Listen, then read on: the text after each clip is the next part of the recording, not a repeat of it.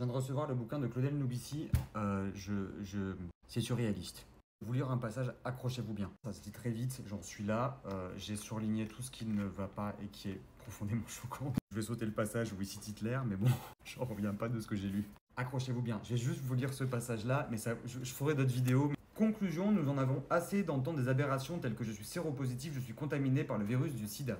Ce diagnostic, selon nous, n'est pas un diagnostic scientifique, mais une forme médicalisée de vaudou. On vous a diagnostiqué séropositif, ce qui n'a plus grand sens comme vous pouvez le constater. Autrement dit, vous êtes contaminé par un virus mortel, ce qui est encore moins sûr.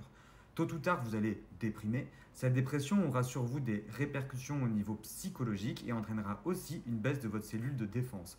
Un diagnostic qui produit stress, panique, peur et vous fait vous sentir comme un condamné à mort en entraînant automatiquement une immunodépression.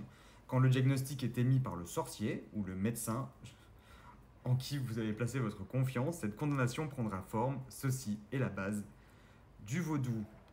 Selon Claudel, quand j'ai appris ma séropositivité, en fait, je n'avais pas le VIH et j'ai été vaudouisé par mon médecin qui m'a amené à avoir un choc émotionnel qui a produit une immunodéficience. On m'a donné des traitements, ce qui m'a amené à développer le sida dans les 3 années à venir.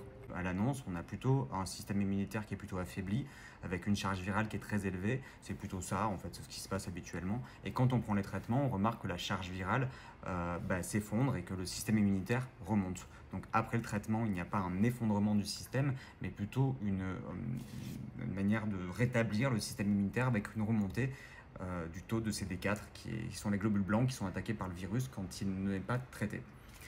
Voilà, c'est l'inverse en fait. On peut quand même dire que ça paraît pas très scientifique.